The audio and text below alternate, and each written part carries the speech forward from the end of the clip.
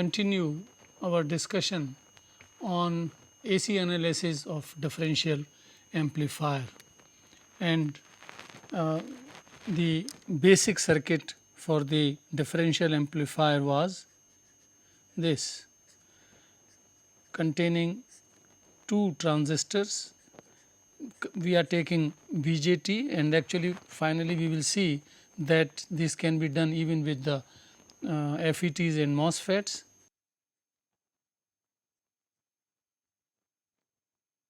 And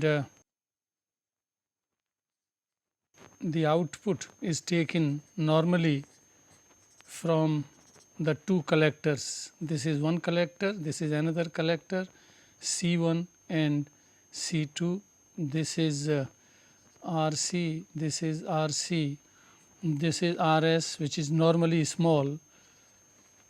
This is the source resistance. This source which supplies the signal, it has impedance, and that is source resistance. And this is Vi1 and this is Vi2, I for input impedance, and here is Vo, the output. And we were discussing the AC analysis of this basic differential amplifier. For that we said that the purpose of this resistor Re and this DC source VEE is to supply a constant emitter current.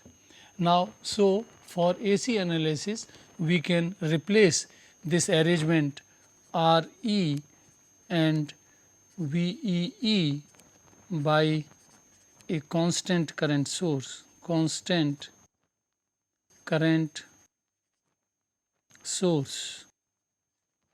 And for AC analysis, as we have discussed this several times, that there are certain rules, and the rules are DC voltage sources have to be grounded and DC current sources have to be opened. So, this source is to be grounded.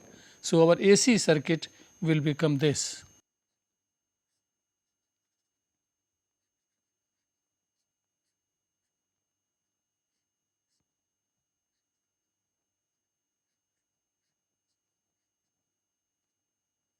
Q1, Q2, and this we are replacing with a current source.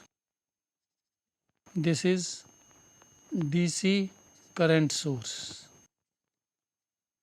constant current source, and this supplies the emitter current, and these resistance, source resistance, we are taking negligibly small, so that we neglect them, and here are these, this is Vi1, this is Vi2, RC, RC, and the output we take from two collectors here, plus minus, this is V0.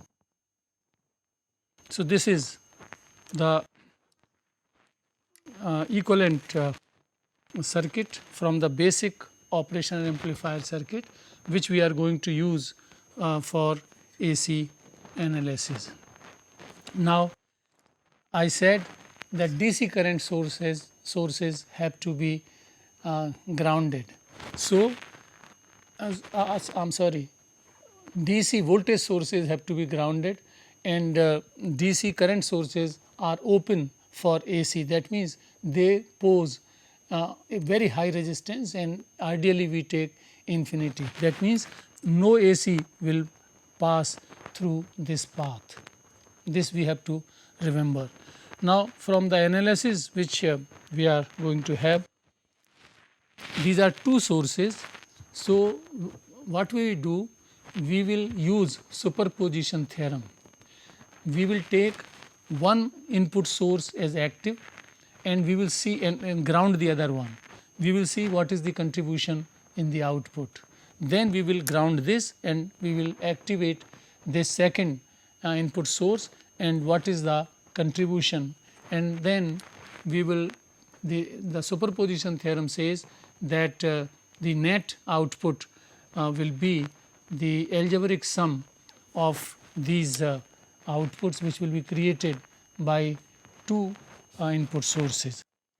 From this analysis one very important point we are going to uh, come out, and that is these two inputs of the differential amplifier, they are they are different in one way, and that distinguishes them. One will be a non-inverting input, the other will be a inverting input, and they are always called like that, inverting input and non-inverting input, because I have said it earlier that differential amplifier is the first stage in the multi-stage amplifier called operational amplifier, which we are going to study just after finishing the differential amplifier. And so, this is very essential to know what is the meaning of inverting input and non-inverting input, and so on. So, we pursue, we continue the analysis, and here this is the circuit, and as I said, the second input source we will ground, and we will see the output of the first one. So, here it is.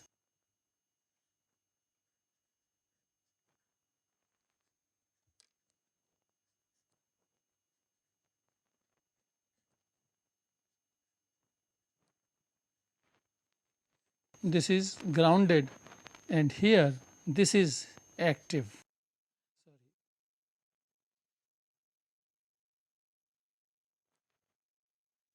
This is Vi1, and this is grounded, and here this is the DC source. So, open for AC. Now, this is the output which is taken between these two collectors C1 and C2 of transistor Q1 and Q2, and this is V0. This is the situation when one of the two input signals is activated, is active. So, now see the signals that here we take the input signal is sinusoidal, it is like that. Now, several very important points will come during this discussion. What is this? Q1, Q1, this has been said earlier, forms a common emitter CE amplifier, and common emitter amplifier shows the output inverted of the input. So, amplified output will appear at the collector, and here this will be better. Out of this I make a bigger figure.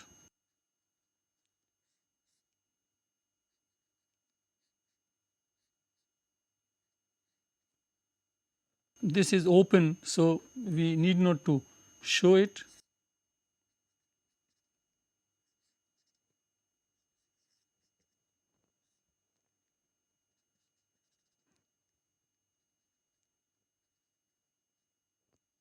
Now, this is the input signal. This will appear here in the inverted form. Why it will be inverted? Because we are feeding to the base with respect to ground, and we are collecting it at the collector, and they are inverted. So, we will get a output here like that. Now, this signal will move here as well, and at the emitter, when we take the output from the emitter, then there is no phase inversion. So, at the emitter the signal will be available like the original. Now, very important point, C1 forms a CE amplifier, but now look here, this signal will propagate from here to this emitter. So, the signal is applied at the emitter, and we are taking it at the collector. This is Q2 CB form. Q2 forms a common base CB amplifier, very important point. This is acting, Q2 is acting as a common base amplifier, and in common base amplifier there is no inversion, but amplification we will just write the expression, this is equal to this. Hence, this signal will be amplified and will appear with this polarity, and hence this will be here.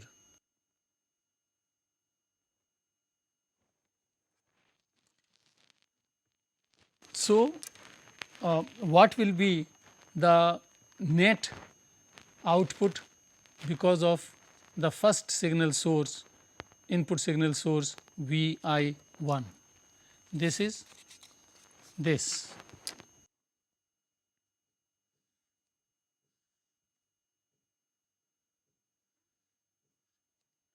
This is time and this is VO1 output, net output because of first input. Now, look here, this is the output. You may say how the two will be combined. Now, look here that at this point, if had it been say with respect to ground, this will be the maximum, and now instead of ground level it is more negative. So, this will be, these two will be added. This is like that. We measure the height of this point from this table, then say this is 20 centimeter. If we measure it from the ground, it will be say 1 meter and 20 centimeter. So, that is to be added, and if still from a deeper point we measure this height, that is to be added. So, the same thing, this is added up to that. So, finally, this is the output, and now see here, this output appears for this input. This was input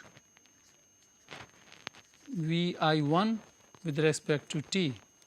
So, obviously, this is non-inverting, this is non-inverting, and this input is called non-inverting input, non-inverting, and Q1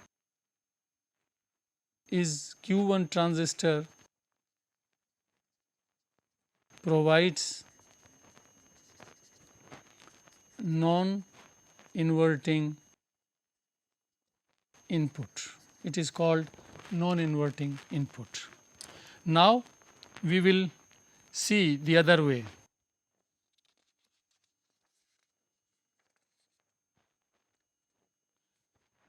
We can find even the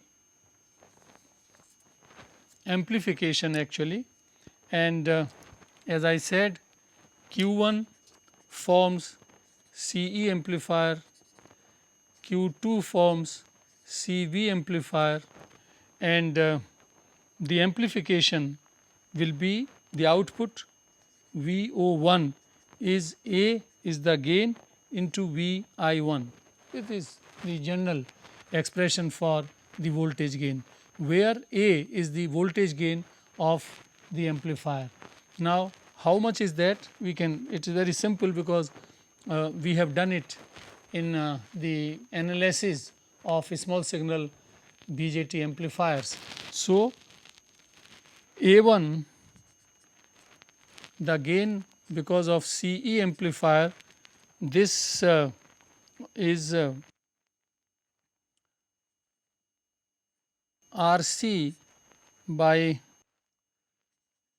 RE plus RE prime, where RE is the resistance with the ammeter, where it is simply the I will draw another figure to illustrate this point. here. So, the signal is going to the emitter and hence this will act as Re prime, where Re prime, this Re prime is the dynamic emitter resistance, that is the emitter resistance of the junction, dynamic AC resistance, and here this will come for Q2, but the two transistors are identical, hence they are the same. So, this will be A1 is equal to RC by Re prime plus Re prime. This is from the transistor, one is from Q1, the other is from Q2, and hence this is equal to RC by 2 Re prime, and this is because of CE stage.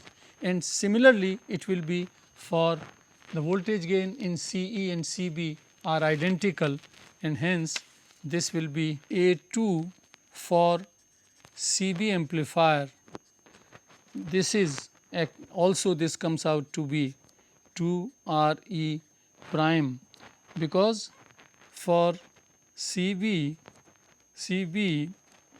the gain is RC by Re prime, but there are two RCs, RC here, RC here. So, they have to be combined, they are in parallel, and hence this will also be RC by 2 Re prime. Therefore, A in this expression, which gives the output A voltage gain due to Q1 plus Q2, this is simply A1 plus A2, and this is RC 2 Re prime plus RC 2 Re prime, and A is equal to RC by Re prime.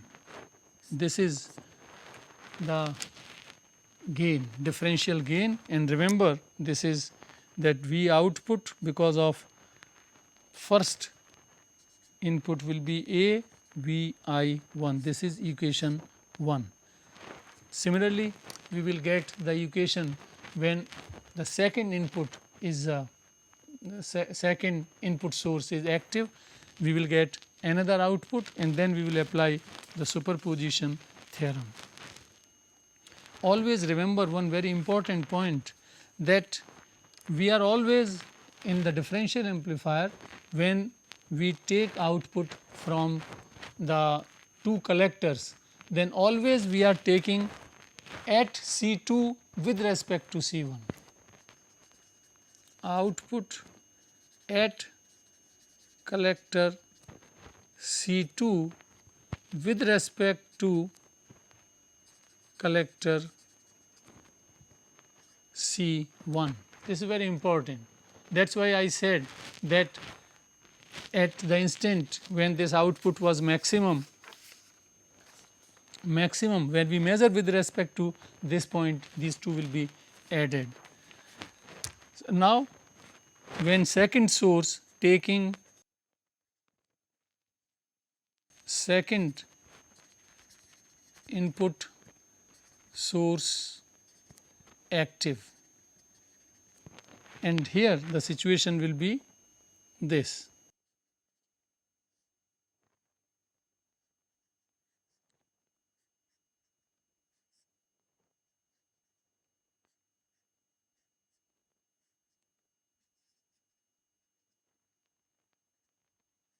This is active, this is grounded here, and this is RC, and this is minus plus at that instant when input has maximum, like that, the signal is like that, T versus this is Vi2, this is V02. When this input is active and this is grounded, now the roles will reverse. we are feeding the signal at Q2 at the base, taking it at collector. So, Q2 will be a CE amplifier and inverted output will appear here. So, here the output will be inverted, that means like that, C amplifier. This is the input, just pi phase will appear at the output. So, output will be like that, and this signal goes here,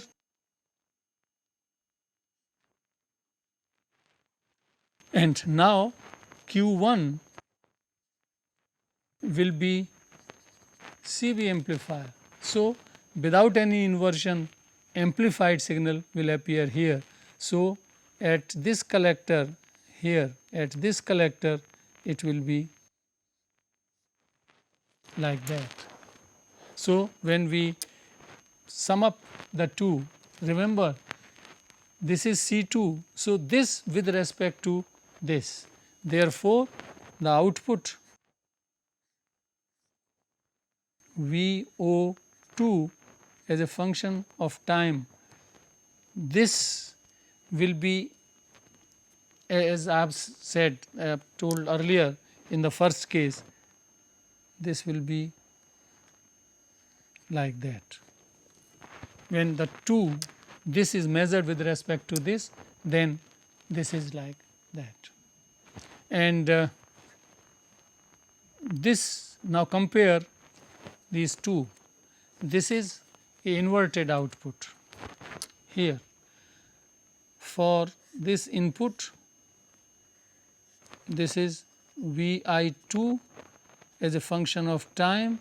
This gives output like this, VO2. So, this is inverted input.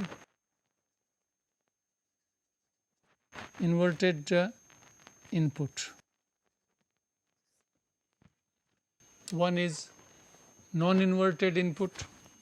Out of the two inputs, this input is non-inverted input, this is inverted input. This we will remember, and they are marked actually, the inverted input with a minus sign in the circuit diagram. It is shown, and in the logic circuit diagram also on the device it is minus, and non-inverted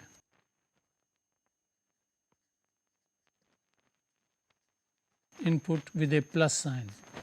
So, these are the two inputs.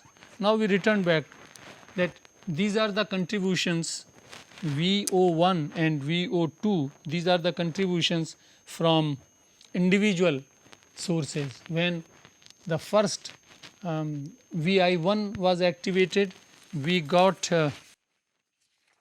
the output here. Now, VO2 is A is the same, because the same thing is being repeated. Q2 forms the C amplifier, Q1 forms the CV amplifier. So, we get the same gain, and this is Vi2, this is equation 2. Now, we apply superposition. So, applying superposition theorem, VO, when both inputs are active, that means when both signals are present, then the output will be algebraic sum of the two.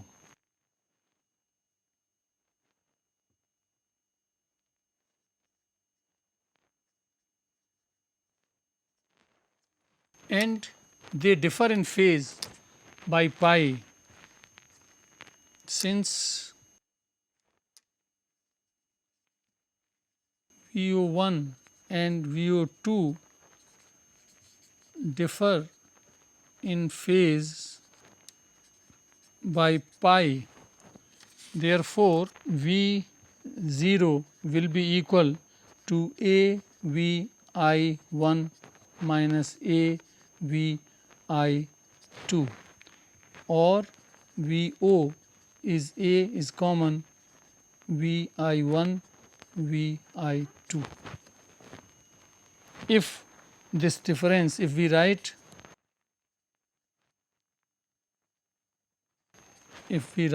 the difference Vi1 minus Vi2 as VID, D for difference, D for difference, then V0 is A into VID, or A is V0 by VID. That means this is what earlier we said as a statement. Now mathematically by the AC analysis this is coming true, that in differential amplifier amplifies the difference of the two signals, and so we can write like this, the output where VID is difference in two inputs. So this is very important analysis, and this has brought out several important features of the differential amplifier, that this acts as a differential amplifier plus the two inputs, one is the inverting, the other is the non-inverting input. Then we take another parameter from this AC analysis, and that is input impedance. For every amplifier, input impedance is very important parameter. So, input impedance of differential amplifier. The differential amplifier is always symmetric, So, whether we take the input at the Q1 or we take at the output, it comes out to be the same. And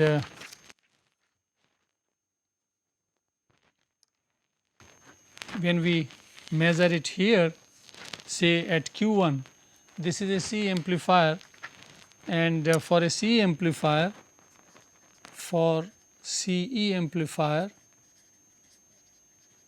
common emitter amplifier, the input impedance for CE amplifier from the analysis, the small signal analysis of bipolar transistors, we have said that this is beta, the current gain, into RE, effective resistance as seen by the emitter, plus RE prime, and this RE is also RE prime, as I take this figure again here. This is from Q2 RE prime. So, this will be seen, and this itself has a resistance RE prime. This IE prime is appearing because of the dynamic emitter resistance of Q1, but this is seeing because the other is also connected, and this current source, constant current source is open. So, this is non-existent for AC. So, this is the path, and so this RE is also RE prime because of transistor Q2, and this result we are not driving, this we have done. You just look back to the analysis of BJT, small signal amplifier. So, Zi is equal to 2 beta RE prime, because RE is Re prime 2. So, this becomes Re prime 2 Re prime. So, this is the input impedance. In normal small signal amplifiers like having one input like CB, CE. So, the C amplifier, this Re prime was 25 ohms, but when we multiply with beta, that comes out to be reasonably high voltage of 1 or 2 kilo ohms. In this case, because this depends Re prime, if you remember, the dynamic emitter resistance of the transistor by definition is 25 millivolts by IE in milliamperes.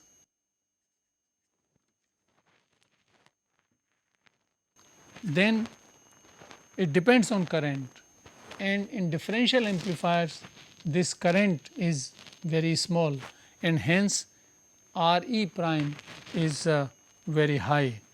Re, if it is 1 kilo ohms, for example, Re is 1 kilo ohms, then this will be, depending on the value of beta, several hundred kilo ohms or even 1000 kilo ohm. So, very high input impedance differential amplifiers have. So, this was about the input impedance. Then the output impedance, output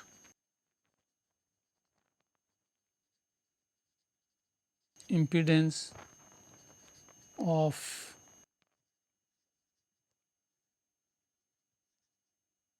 differential amplifiers. The output impedance, if we look at the diagram, and this is grounded, then between this and ground, what is the impedance which we will be, either we measure here or we measure here, we are going to get RC. I repeat, between the collector and the ground, the impedance which we are going to have, output impedance, will be equal to RC, whether we measure for Q1 or Q2. Therefore, output impedance ZO, this is equal to RC. RC whatever, if it is 500 ohms or 1 kilo ohm, whatever it is, that will be the output impedance. So, the three most important parameters of AC analysis for any amplifier, the gain and the input impedance and output impedance, that completes the AC analysis of the differential amplifier. This was the general analysis, and by general we mean for the differential amplifier when we take the output from the two collectors, that means for balanced output. Differential amplifiers, dual input, balanced output, that is the most widely used configuration of the differential amplifier, and for that we presented the analysis. The DC analysis is same for all other possibilities also. AC will slightly differ, because from whether we are taking output from two collectors or from collector C2 with respect to ground, that will change the gain, and so that part is slightly different. So, having done the analysis for the dual input and balanced output differential amplifier, we can briefly take other configurations. Some are not used actually, but for the sake of argument and for the sake of logic they are there, but others are used. So, what are these and how we can infer the results, because input impedance will be the same whatever is the configuration, whether single ended output or double ended output, input impedance does not depend on that. So, input impedance will not be affected, only output impedance will be affected. Now, the other configurations we take, other configurations of differential amplifiers. The next one we take is this: dual input unbalanced output, that means single ended output. We take output from C2 with respect to ground. This is sometimes used, some special conditions, situations are there where this configuration proves useful and is used. So, this is dual input and unbalanced, that is single ended.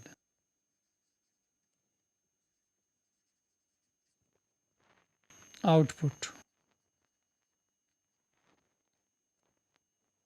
differential amplifier.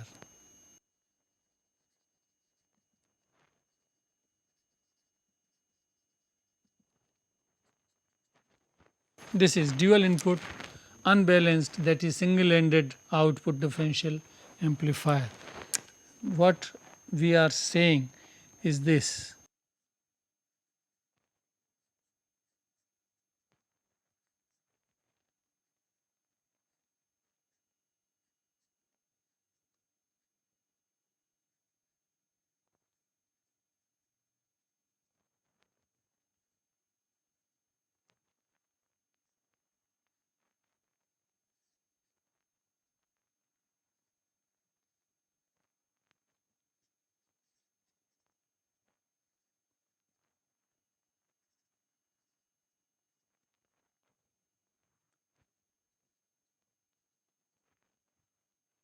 we are taking output here. This is V out with respect to ground. We are applying two inputs and we are taking, in the previous case, the balanced output, we were taking output at the two collectors C1 and C2. Now, only single ended, unbalanced. So, from collector C2 with respect to ground. In this case, only one point is to be remembered, that let us look at the signal. The signal will be amplified, it will be, amplification factor will be half of the previous case, because here, for example, this signal was amplified here also, and it is amplified here also, and similarly the other one. But here this gain A will be equal to RC by 2 RE prime, because the signals will be amplified. What we are now using is only half the capability of the differential amplifier. I just make this point clear. For example, when both signals were there, the output at the Q1 collector was like this. This was from the collector C1, and the collector of C2, that was like this. Now, if we measure this with respect to ground, this will be the gain. These two are identical as far as the magnitude is concerned, but when this point will be measured, this is double. We explained this, that this will come double. So, in this case, when we are taking output with respect to ground, the gain will be half.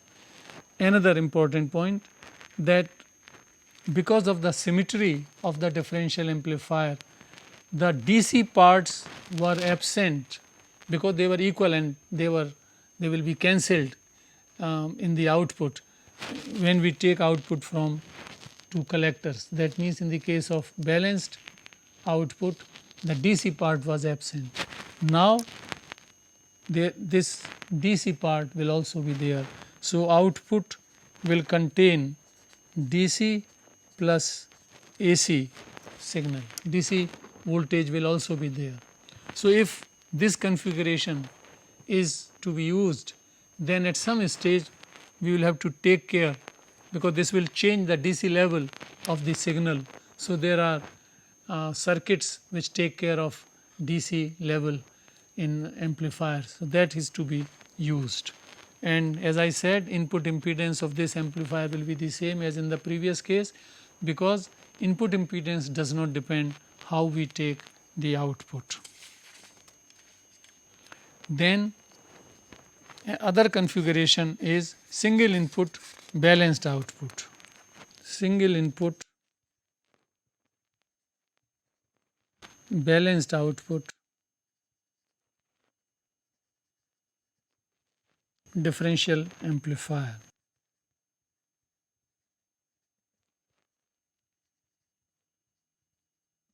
Differential amplifier.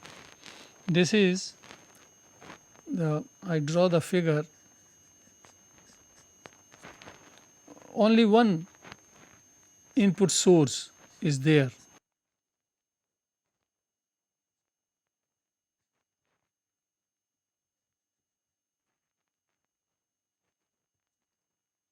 This is grounded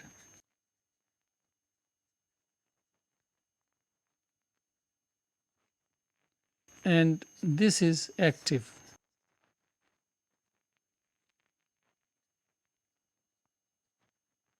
And output is taking from two collectors C1 of Q1 and C2 of Q2. So, here this is output.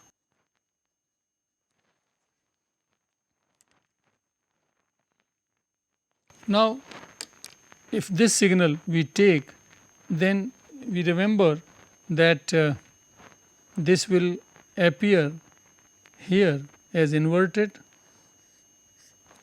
but here it will appear as like this, and here. So, when we take the balanced output, the voltages input and output, this is in phase with this input. So, this is the voltage time and this is for Vi, this Vi, and output is in phase with it.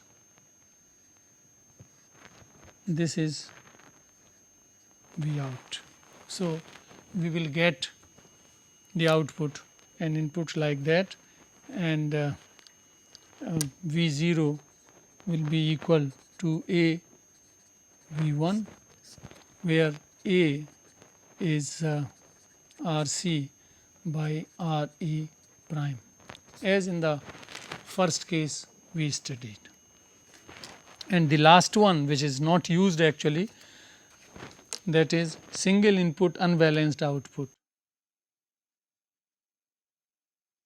Single input unbalanced, that is single ended output differential amplifier.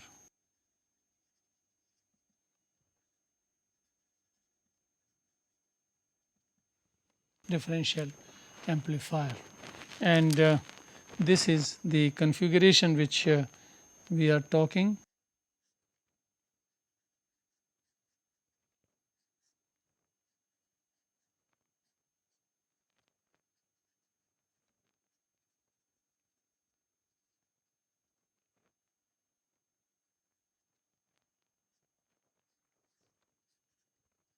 This is the input signal, and output, this is grounded,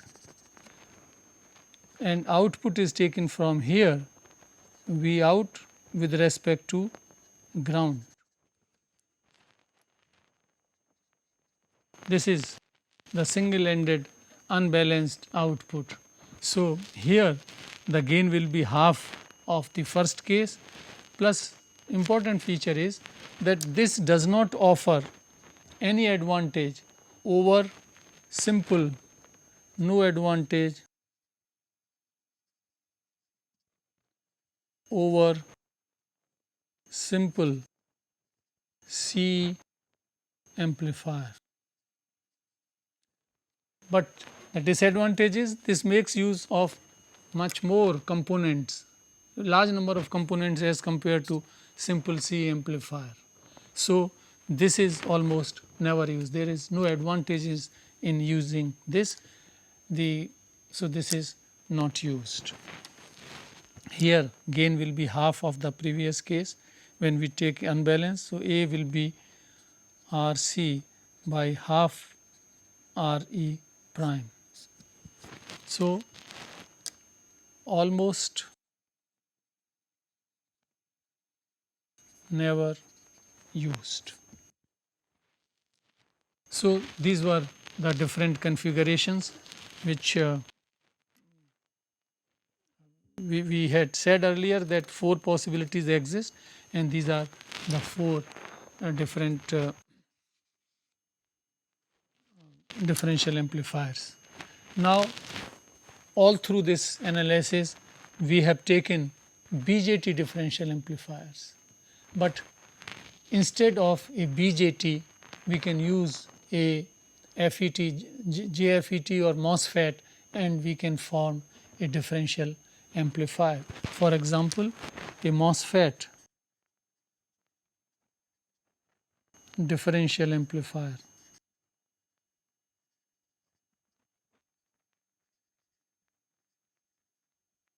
The analysis which we have done, they are with slight modification. For example, gain will depend on not on beta, but you remember that transconductance. So, those terms are to be used, otherwise it is same. So, very briefly I take this here.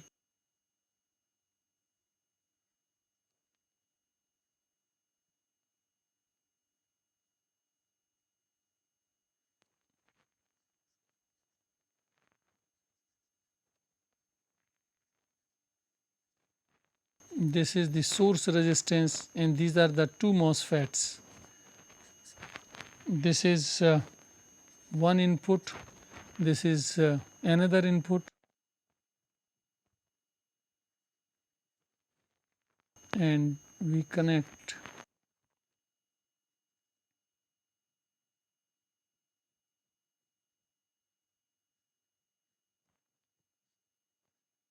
this is VDD, this is RD drain resistance, and the output can be taken from two drains. This is V0.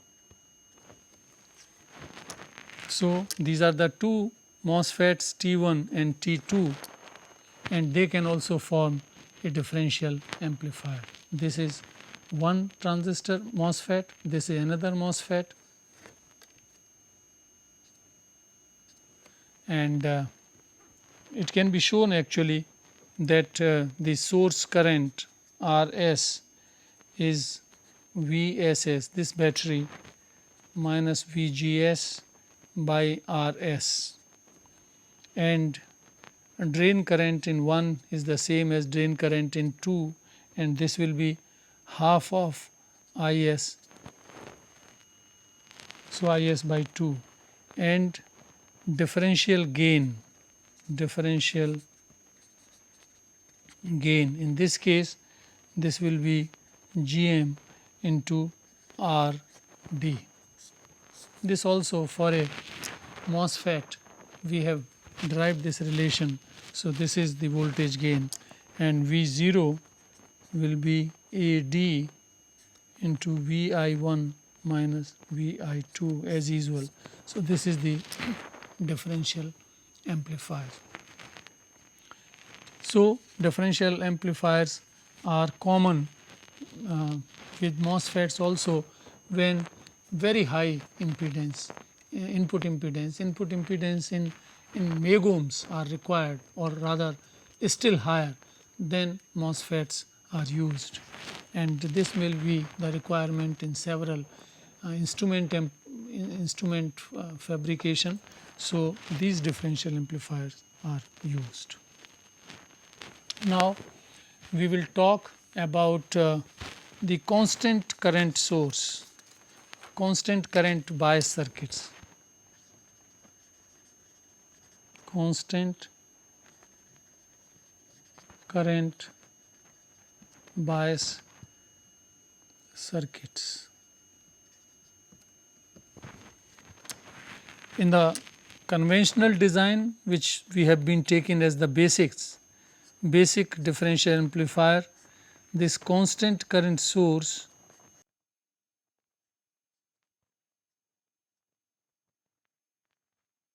this resistance Re and this voltage, this forms the constant current.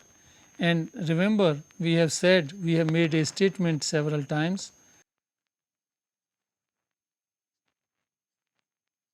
Vi1, Vi2.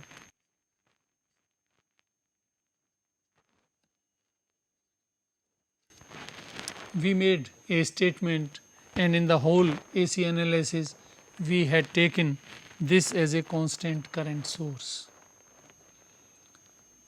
Now, if we draw the Norton's equivalent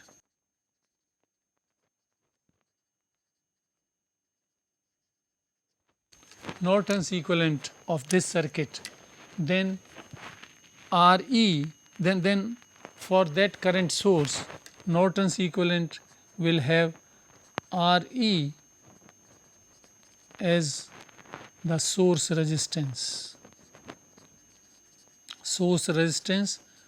for the current source. For a current source, the source resistance must be very high, ideally infinite. You know, in these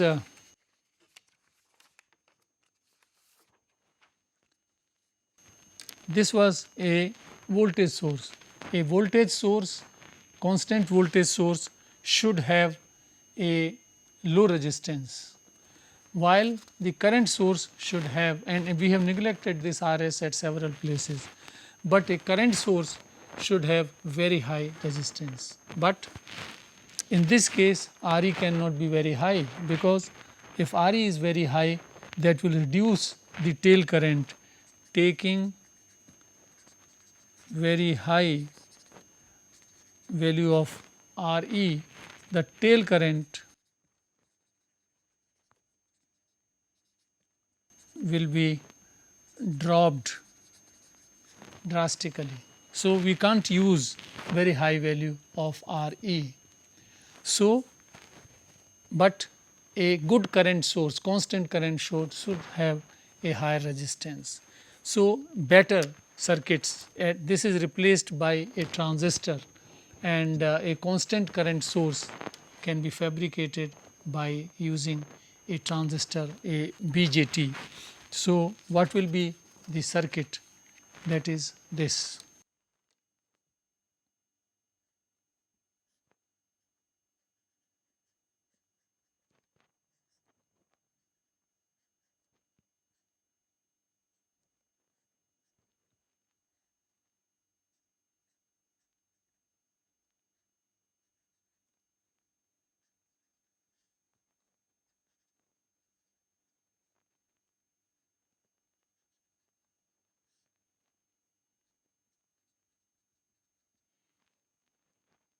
Because the reverse bias collector has much higher resistance than simple resistance Re.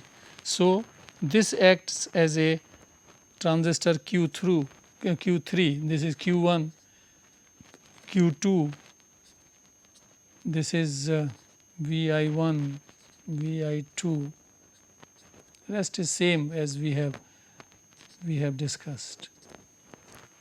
This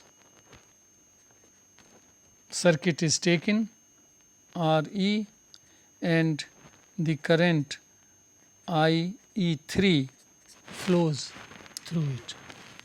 What we have done? We have replaced the simple arrangement of that resistance RE and this battery, because this does not form a high quality constant current source. So, this we have replaced by a transistor. The transistor collector, which is reverse bias, and that exhibits a much higher impedance as compared to simple RE. So, this acts as a better constant current source, very widely used, because this is essential, this point was essential, that a constant current source is providing a constant current to the differential amplifier, and this can be analyzed in a simple manner. We will be talking about that, and this can further be improved. This resistance R1 can be replaced with two diodes having identical characteristics as this emitter base junction. So, these are the points which we will be discussing, and then we will move further.